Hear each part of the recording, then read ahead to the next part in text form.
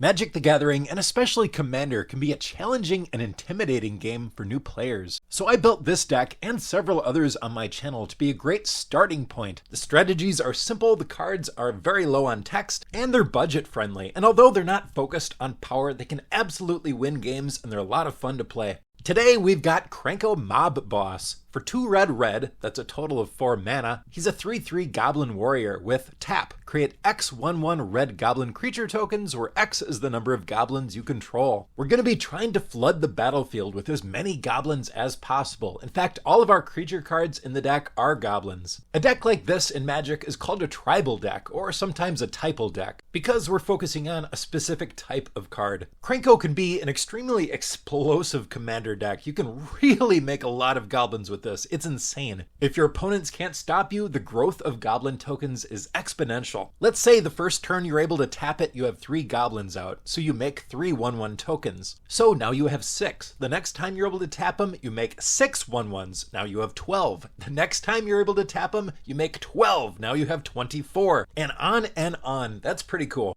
We've got ways to make these goblins more powerful so we can attack our opponents for the win, but we do have a couple cards that can take out our opponents without attacking occasionally. More on that later. Okay, let's break down the rest of the deck. First, we have a couple cards that can untap target creature, specifically Krenko. Because of Krenko's ability is good once a turn, it's really good twice a turn. Next up are the cards that give creatures haste. Now, when a creature enters the battlefield, it has summoning sickness. That means it can't attack or tap that turn. And giving a creature haste allows it to. Even better than giving target creature haste is giving all creatures you control haste. That way, if you want to, you can tap Krenko to make the goblin tokens, and the goblin tokens can attack that turn. Goblin War Chief is one of my favorites for this. It also has goblin spells you cast cost 1 less to cast. So even if you don't hit your 4th land drop, you can still cast Krenko the next turn. In the Web of War says, whenever a creature enters the battlefield under your control, it gets +2/+0 and gains haste until end of turn. And Goblin Chieftain gives other goblins you control +1/+1 and haste. These two segue us into the next section of the deck, that is, other cards that make our goblins stronger. Goblin King says all goblins get +1/+1 and have Mountain Walk. That means they're unblockable as long as the defending player controls a mountain. That doesn't always help, but usually there's at least one other player at the table who has a mountain, and that player is gonna be in trouble.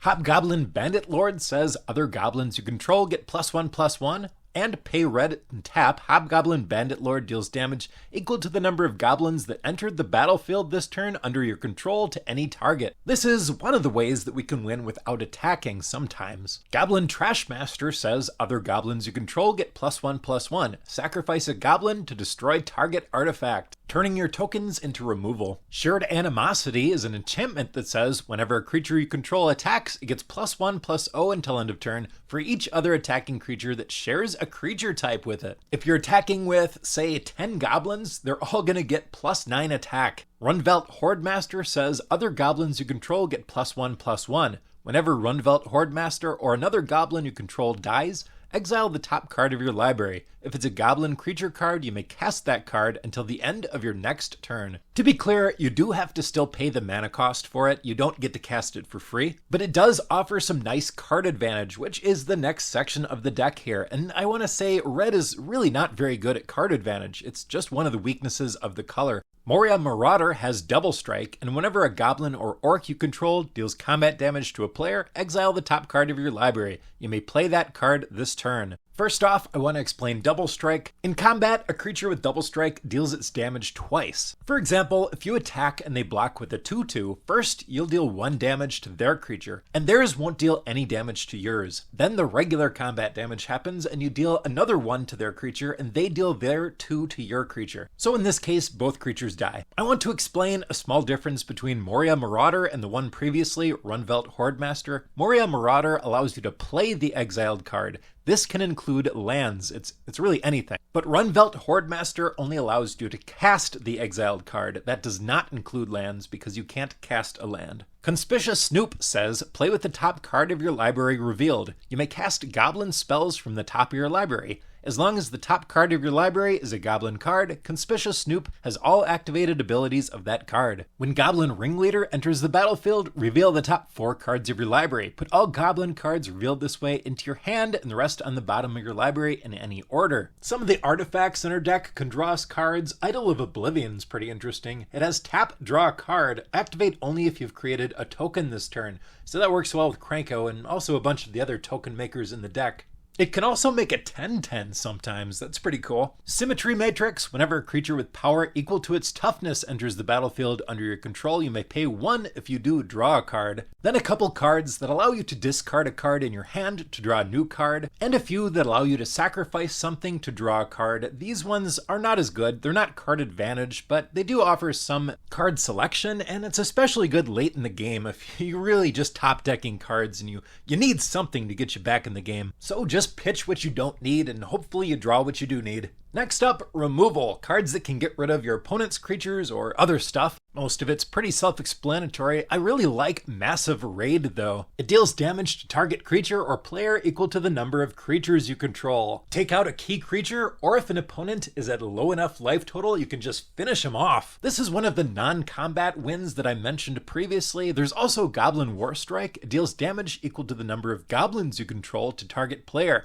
So this one can't hit a creature, but it is only 1 mana. Whenever Pashalik Mons or another goblin you control dies, Pashalik Mons deals 1 damage to any target, and you can pay 3 and a red to sacrifice a goblin and create 2 1/1 red goblin creature tokens. As a token maker, he is a bit slow, but he can take out your opponents with his first ability. One of the weaknesses of this deck is it's really susceptible to board wipes, cards that say like destroy all creatures. With Pashalik Mons out, they have to really think twice about that. I mean, if you have 10 goblins out and they destroy them all, you could just deal the 10 damage straight to them, and that hurts. Sometimes that's going to kill him. Impact Tremors is the last of those cards. Whenever a creature enters the battlefield under your control, Impact Tremors deals 1 damage to each opponent. For board wipes, we have Nevin Rawl's Disc. It enters the battlefield tapped, and it has 1 tap, destroy all artifacts, creatures, and enchantments. And Flame Wave for a whopping 7 mana. It deals 4 damage to target player and each creature he or she controls.